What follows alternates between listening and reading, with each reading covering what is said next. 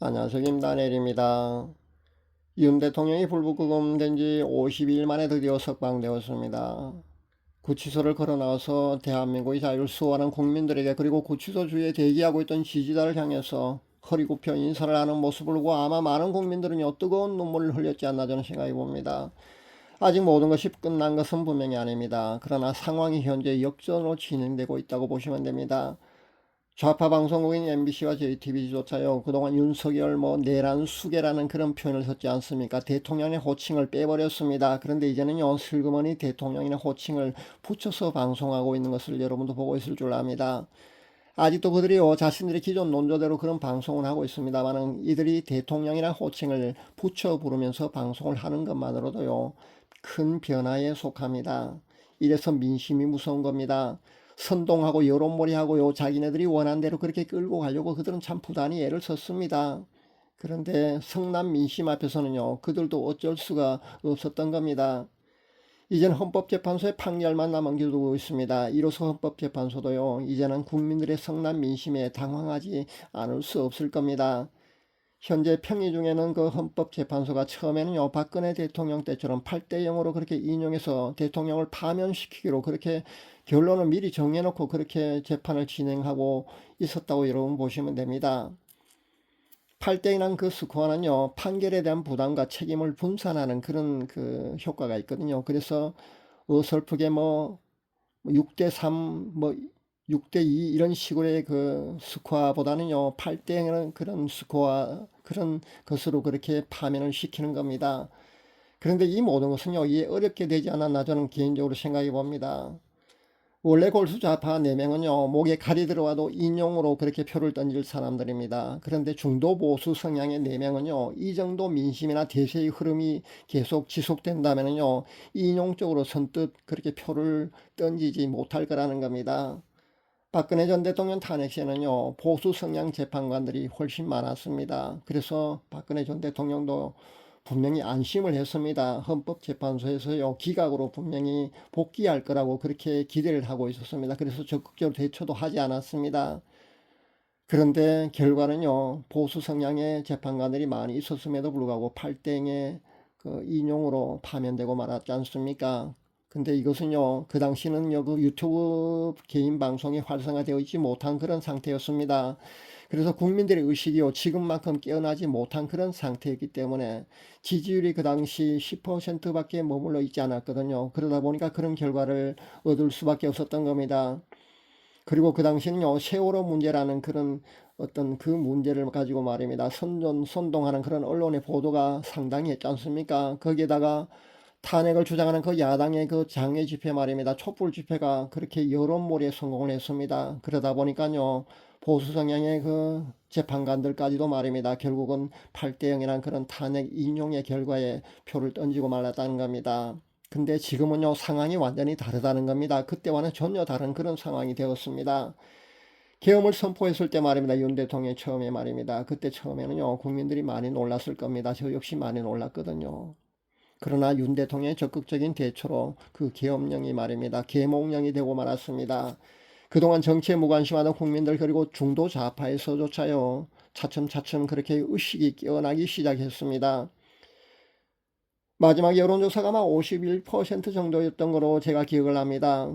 그리고 그 후로부터는요, 여론조사 기관에서 발표를 하지 않고 있습니다. 여러분도 누구의 입김이 작용했는 정도는 아마 알만한 사람들은 다 아는 사실이기 때문에 제가 굳이 언급을 하지 않겠습니다. 그런 겁니다. 세상이 그런 거거든요. 아직도 모든 언론이나 모든 그런 것도 있어요. 그 여론조사기관까지요, 좌편향되어 있습니다. 모든 우리 사회 구석구석 모든 분야에서 그렇게 좌편향되는 그런 모습을 우리가 보고 있지 않습니까? 그러다 보니까 그런 겁니다. 좌편향되는 여론조사에서 51% 정도 나왔다는 것은요, 실제는 61%가 넘는다고 보시면 됩니다. 그런 지지율로 여러분이 이해를 하시면 됩니다.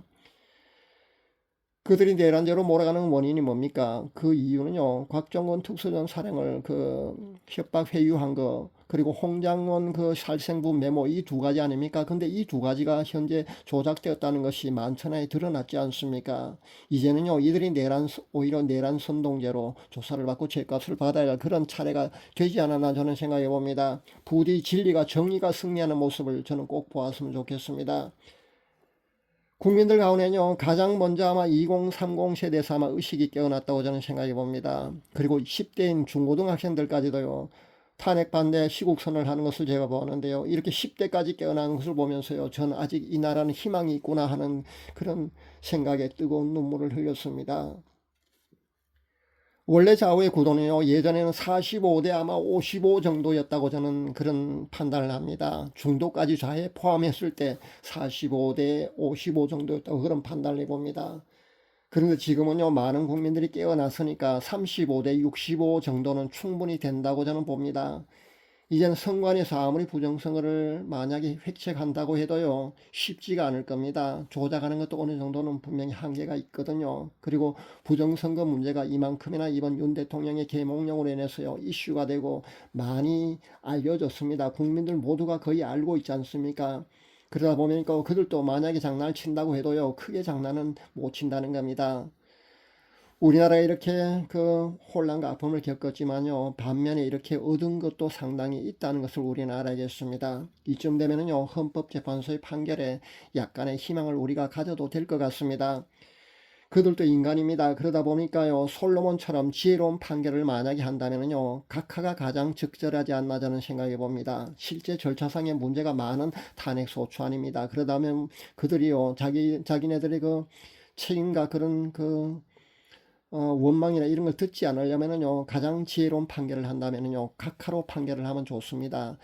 사실 각하가 되어야 되는 게 맞고요. 그렇게 각하로 판결을 한다면요, 그들이 가장 부담이 가장 적은 그런 지혜로운 그런 솔로몬의 판결이 되지 않을까 저는 생각해 봅니다. 그런데 골수좌파 4명의 고집이 만약 계속된다면요, 4대4 내지 5대3 정도의 기각으로 판결이 나올 수도 있다는 겁니다. 이렇게 되면은요, 윤 대통령이 복귀됩니다. 그런데 여기에 변수가 있습니다. 여러분도 아시다시피요, 실제 부정선거 문제로부터 자유롭지 못한 재판관들이 상당수 헌법재판관들 사이에 있다는 겁니다. 이들이 아마 변수로 작용하지 않을까 저는 생각해 봅니다. 이 문제가 아마 분명히 변수로 작용할 것 같습니다.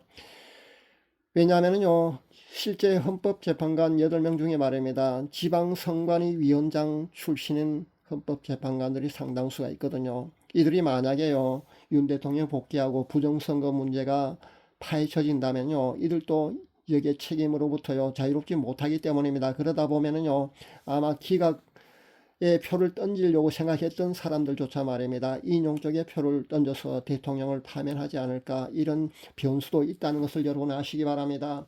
이를 두고 여러분이 많이 기도하셔야 합니다.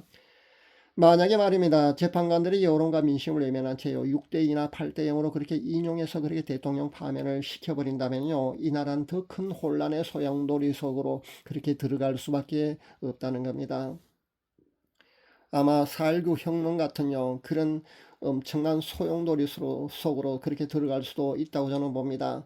제가 본 세 가지 환상 중에요, 제일 먼저 처음에 계엄 선포에 국회에서 탄핵이 가결되고 그렇게 시끄러울 때 말입니다. 그 당시 제가 기도할 때 본 것은요, 노 아니면 어렵다는 그런 쪽으로 환상을 보았습니다. 두 번째 본 환상이 미국 트럼프 대통령이 취임식 때 본 거니까요, 그 환상은 미국의 실제적인 그런 큰 액션은 없을 거라고 여러분이 해석하면 아마 좋을 듯 보입니다. 실제 우리 많은 우파 유튜버들이 말입니다, 우리에게 희망 고문을 했지 않습니까? 희망회로를 돌리게 했습니다. 그런데 실제 아직까지도요, 미국의 개입은 없습니다. 그러니까 미국이 우리가 기대하는 만큼 그런 큰 액션을 취하는 그런 어떤 큰 것 터뜨려진다 뭐 이런 얘기를 많이 듣고 있을 줄 압니다. 그런데 그런 것은 실제 없었다는 겁니다. 그리고 앞으로도 아마 없을 것 같습니다. 아직도 희망회로를 돌려주는 우파 유튜버들이 상당수 많이 있는 것으로 제가 압니다만은, 우리가 그렇게 애타리고 애착에 그렇게 기다리고 있던 그런 큰 거 한 방은 말입니다, 아마 없을 것 같습니다. 제가 본 두 번째 환상은요, 미국의 트럼프 대통령 취임식 때 본 거니까 아마 미국의 큰 액션은 없을 것으로 그렇게 이해를 하는 것, 그렇게 해석을 하는 것이 아마 좋을까 생각합니다. 그리고 제가 마지막 세 번째 본 항상 말입니다. 어떤 사람이 대통령이나 호칭을 빼고 윤석열이라고 부르고 있으니까 윤 대통령이 그 사람에게 다가서 대통령이라고 불러라 그렇게 했다고 했지 않습니까? 앞 동영상에서도 제가 그렇게 분명히 그렇게 말씀드렸습니다. 전 이 세 번째 환상이요. 윤 대통령에게 희소식이 되기를, 그리고 우리 모두의 간절한 그 바람이 실현되기를 간절히 기도하고 있습니다. 여러분도 그렇게 기도할 수 있기를 바랍니다.